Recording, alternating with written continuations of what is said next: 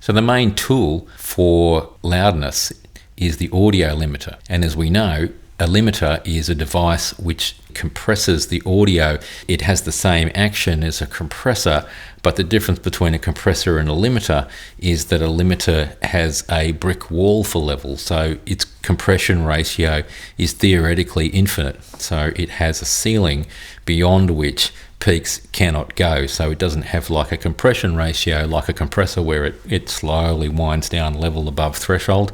It has a threshold, and it will not allow peaks to go above that threshold. So that's what distinguishes a limiter.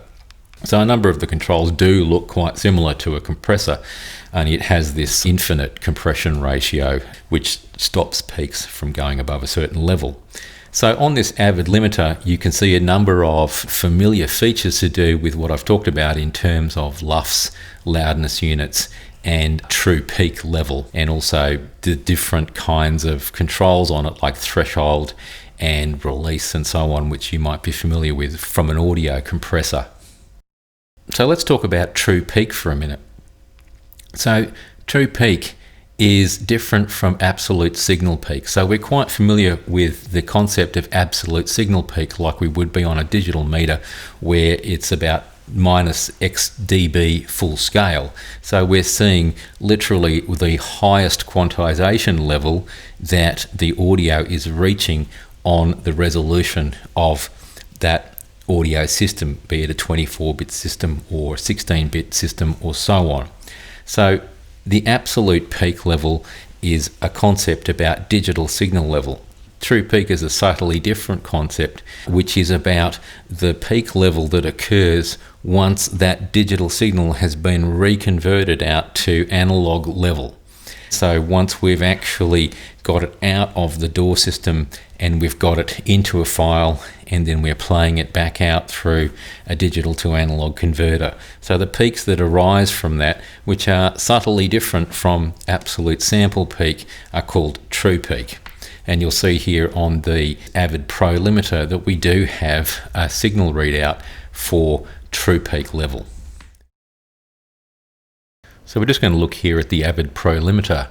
So first thing you'll see is that it has an input and output meters. Okay, and that registers what's coming into the limiter and what is leaving the limiter.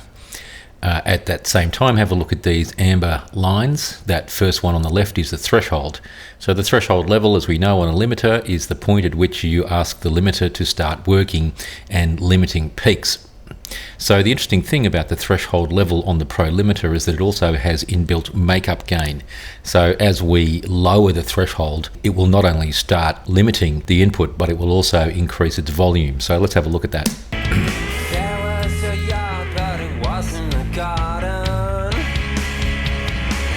You can hear it's introducing a lot of distortion now. This is quite a hot mix, okay? So the most important thing to understand about the threshold control is that it does actually have makeup gain built into it alongside the lowering of the threshold. So I'm just going to leave it set to minus 1.5 dB. Now the ceiling is the true peak ceiling that you set. So this control means that whatever you set here, so I've got it set to minus 1.2 dB true peak, is the absolute limit, the true peak limit that the limiter will allow to leave the limiter and so onto your mix. So for streaming platforms, we're aiming for a true peak ceiling of somewhere between minus 1 and minus 2 dB. Really hot mixes, very loud mixes, sometimes need a little bit more headroom on true peak than softer mixes. This is minus 1.2 dB set to the moment, so nothing will leave this limiter above minus 1 dB true peak because I've set the ceiling there.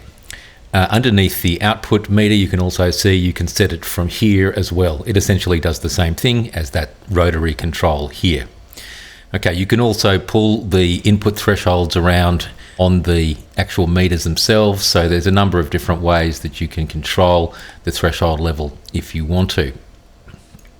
On the right hand side you will see your loudness metering. This will give you the integrated reading, so that becomes accurate after you've played the entire track, but it will give you a running level as you are playing, and it will swing around because it's constantly measuring the level across the track, but that integrated level will only be complete and accurate after the entire track has been played through. We then see our loudness range here, so that's the range between the softest and the loudest sound in the mix. We see our highest true peak here, which is, as we would expect, minus 1.2, because that's the ceiling that I've set. And when the actual track is running, we will see moment-to-moment short-term loudness in a shorter window. So that will swing around quite a lot, depending on what the track is actually doing at that point in time. So this is where we get control over level and loudness. So the threshold level and the ceiling gives us our true peak. And so these are the two key parameters, the threshold and the ceiling control. And then we can see the amount of limiting applied here. On the input meter, you'll see these downward meters are actually showing me when limiting is happening. Okay, and then you can see immediately above it here, I'll just double click on it to reset it. That's a peak hold on the maximum amount of gain reduction that's being applied. So that's a running number, and it will just register the greatest amount of peak limiting that it's had to apply. On the left hand side, this is the highest peak level that has entered the limiter. Okay, you'll notice down here that you do have a trim control here, so you can, independently of the threshold level, you can actually vary the amount of signal going in to the limiter before you start doing anything. So that's available down here. Normally you would leave it to auto release, because that is the most intelligent form of release control, and it will adapt the release time to the actual program input or the track input and give you an optimal result. But if you took that off, you could set the release manually.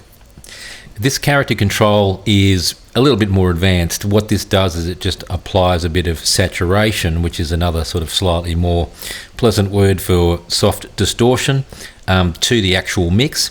On these kind of heavy rock tracks, a little bit of character can be beneficial. It's a subtle effect, but you will hear it particularly in the high frequencies. I wouldn't really go for using a lot of character when you're learning, but when you're a more advanced user, you might judiciously add a little bit of saturation to the mix. Another interesting feature is the listen button. And if you engage the listen button, what happens is that you just hear the signal that is being limited.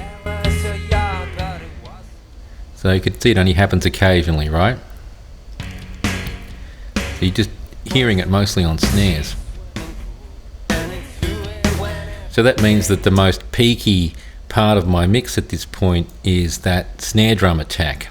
You would also expect, if that's the part that's being limited, then what's happening as we start to limit harder, that front of the snare drum, that peak, that attack is going to be attenuated. So it will get louder, but it will also possibly make my snare drum less punchy as it goes for that extra loudness, because those peaks are the first ones to get suppressed by the limiter. There was a yard, but it wasn't a garden.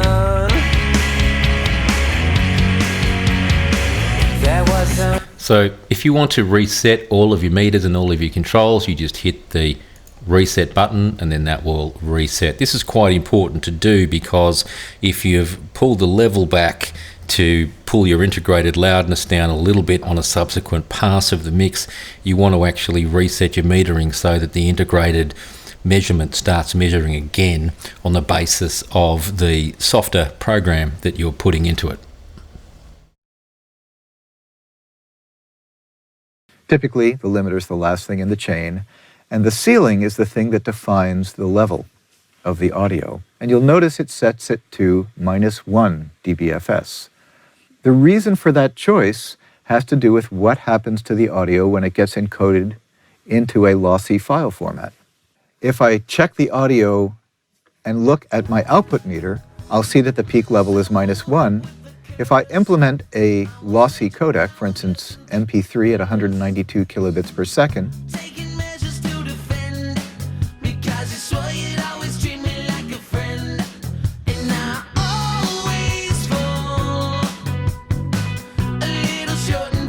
now I'm going to listen through the codec and set the codec for playing back as if I was sending this out as an MP3 at 192 kilobits per second. And you will notice that the peak level now on output is somewhat higher than it was before. Okay?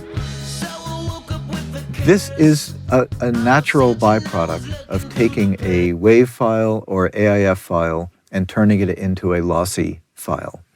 The peak level ends up being different at the output than it is in the lossless version.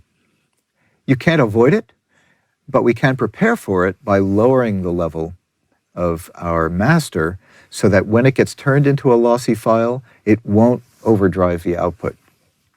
If you're working on a genre that's or if you're working on a track that's set to a very high RMS level and there's a low crest factor between peak and average, then you may notice that you still get some overlevels, even if you set the output to -1.